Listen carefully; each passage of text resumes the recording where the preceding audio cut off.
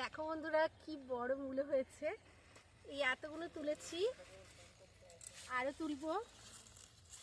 এই দেখো, দেখতে পাচ্ছ? এই মূলোগুলো দিয়ে এবার সবজি করব, শাকেরও করব। আমার সাথে থাকতে হবে, আমার পাশে থাকতে হবে। তো চলো রেসিপিতে ফিরে যাচ্ছি। আজকের রেসিপি মুলির আচার। এই মুলির আচার কিন্তু একদম চটপট ইনস্ট্যান্ট তৈরি করা যায়, খুব সহজ, হাতে কাছে থাকার দু একটা মাত্র মশলা দিয়ে তৈরি হবে একদম ভিন্ন স্বাদের এই রান্না। এটা রুটি, লুচি, পরোটা বা ভাতের পাতেও দারুণ দারুণ লাগে, মুখ ছেড়ে যায়। মূলো দিয়ে এই ভিন্ন স্বাদের রান্নাটা জানার জন্য প্লিজ আমাদের সাথে থাকো। আর প্লিজ এই সময় তো মূলো ভীষণভাবে অ্যাভেলেবেল, একটু কচি মূলো দিয়ে এই রান্নাটা বানিয়ে ফেলে ঝটপট আমার চ্যানেলে এসে কমেন্ট করতে ভুলো না কিন্তু। তো চলো শুরু করে ইনস্ট্যান্ট মূলোর এই আচার। রেসিপির জন্য আমি মূলো নিয়েছি, ফ্রেশ বাগানের মূলো। মূলোগুলো ধুয়ে নিয়েছিলাম, এবার আগে পিছে কেটে নিয়েছি। এরপর ট্রিগারের সাহায্যে আমি এটা গাগুলোকে ছিলে নেব। এগুলোকে কেটে নেওয়ার পর আমরা বন্ধুরা দেখো, এই লম্বা করে পাতলা পাতলা করে এরকমভাবে কেটে নিতে হবে। দিয়ে যে যেরকম আকার করবে করে, আমি এরকম মিডিয়াম আকার করছি, করে এরকম পাতলা পাতলা করে কেটে নেব। এরকম বাঁচ ধরেও খুব তাড়াতাড়ি সহজেই কেটে নেওয়া যাবে। যত পাতলা কাটা হবে তত রান্নাটা তাড়াতাড়ি হয়ে যাবে। মূলোগুলোকে আমি এরকম ঝিরিঝিরি করে সব কটাই কেটে নিয়েছি। আঁচ মিডিয়াম করে একটা কড়াই বসিয়ে দেব এবং কড়াইতে 2 টেবিল স্পুনের মতো আমি তেল অ্যাড করে দিচ্ছি, মাস্টার্ড অয়েল বা সরষের তেল। এবারে 1 টেবিল স্পুন, 1 স্পুনের মতো 5 ফোড়ন অ্যাড করলাম, 1/2 স্পুন হিং অ্যাড করলাম,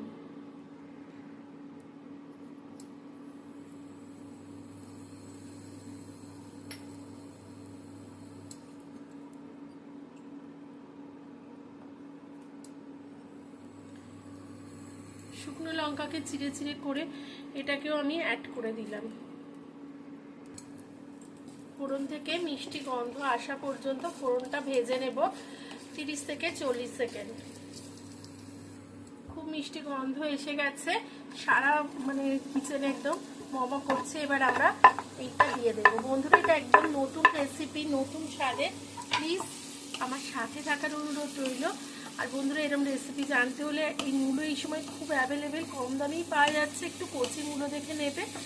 আর এইরকম রেসিপি জানতে হলে প্লিজ আমার চ্যানেলটাকে সাবস্ক্রাইব করে নিয়ে পাশে থাকা বেল আইকনটাকে ক্লিক করে নেওয়ার অনুরোধ রইল, যাতে চ্যানেলে আমি নতুন কোনো রেসিপি আপডেট দিলে সরাসরি নোটিফিকেশান তোমাদের কাছে পৌঁছে যায়। 2 রাফলি চপ করা কাঁচা লঙ্কাও অ্যাড করে দেবো। এতে খুব সুন্দর একটা ফ্লেভার আসবে। ঝালটা তোমরা তোমাদের পছন্দের মতো দেবে, যেহেতু শুকনো লঙ্কার কুচিও দিয়েছি তাই আমি কাঁচা লঙ্কাটা মিডিয়াম দিলাম। ঝালটা আমার কাঁচা লঙ্কায় মিডিয়াম আছে, খুব ঝাল নয়, আবার একদম ঝাল নেই তাও নয়। কম ঝাল হলে আরও 4-5টা দেওয়া যেতে পারে, ফ্লেভারটা খুব ভালো আসে। রান্নাটা তাড়াতাড়ি হবার জন্য পরিমাণ মতো নুন দিয়ে দেব, অল্প হলুদ গুঁড়ো দিয়ে দেব, দিয়ে মিডিয়াম আঁচে একটু নাড়াচাড়া করে ভেজে নেব।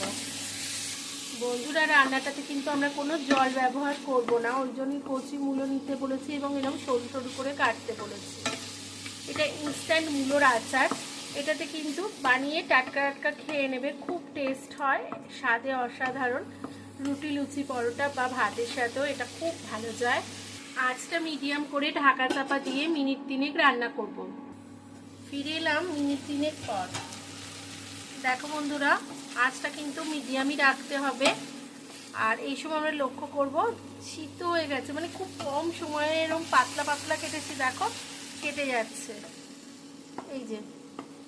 তো ঠিক এই সময় টেস্ট ব্যালেন্সের জন্য 1/2 স্পুন চিনি, 1/2 স্পুন কাশ্মীরি মির্চ, ঝালটা তোমরা তোমাদের পছন্দের মতো দেবে, ধনে ভাজা গুঁড়ো 1 টেবিল স্পুন দিয়ে নাড়াচাড়া করে নেব, খুব সুন্দর করে মিশিয়ে নেব।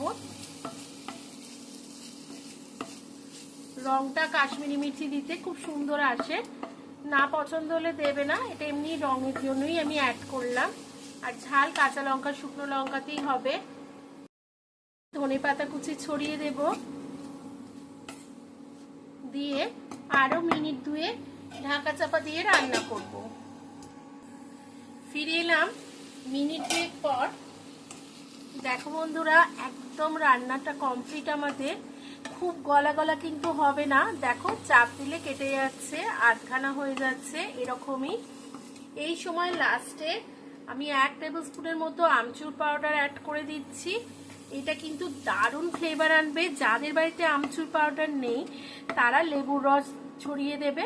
হ্যাঁ, ফ্লেম অফ করে দিলাম। একদম ইনস্ট্যান্ট মূলোর আচার তৈরি হয়ে গেল। এই ধরনের রেসিপি রুটি, লুচি, পরোটা বা ভাতের সাথে দারুণ দারুণ লাগে বন্ধুরা। একবার বানাবার অনুরোধ রইল।